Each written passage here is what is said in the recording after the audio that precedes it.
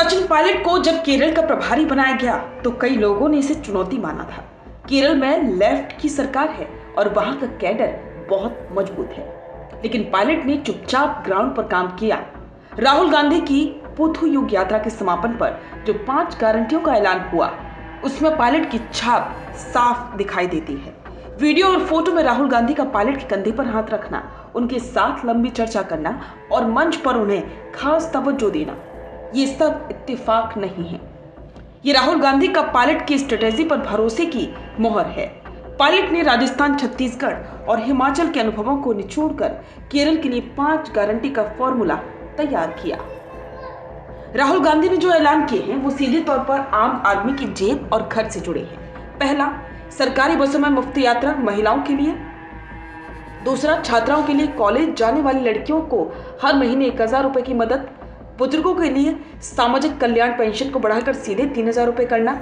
और सेहत के लिए ओमन चांडी हेल्थ इंश्योरेंस योजना, जिसमें 25 लाख रुपए तक का मुफ्त इलाज। ये सीधा राजस्थान की चिरंजीवी योजना की झलक है। और 5वां है युवाओं के लिए 5 लाख रुपए तक का बिना ब्याज का लोन।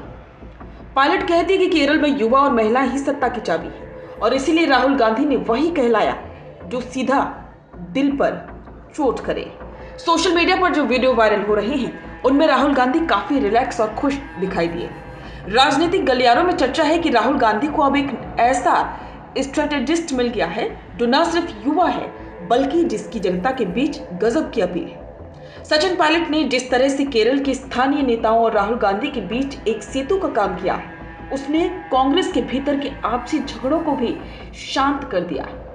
राहुल गांधी की मुस्कुराहट बता रही है कि उन्हें पायलट की मेहनत पर पूरा भरोसा है और वो उन्हें केरल में फ्री हैंड देने के लिए तैयार है।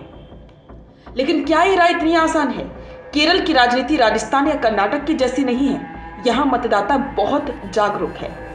लेफ्ट डेमोक्रेटिक फ्रंट पहले से ही अपने वेलफेयर स्कीम्स के लिए जाना जाता है। पिनराई विजयन की सरकार को घेरना आसान नहीं है।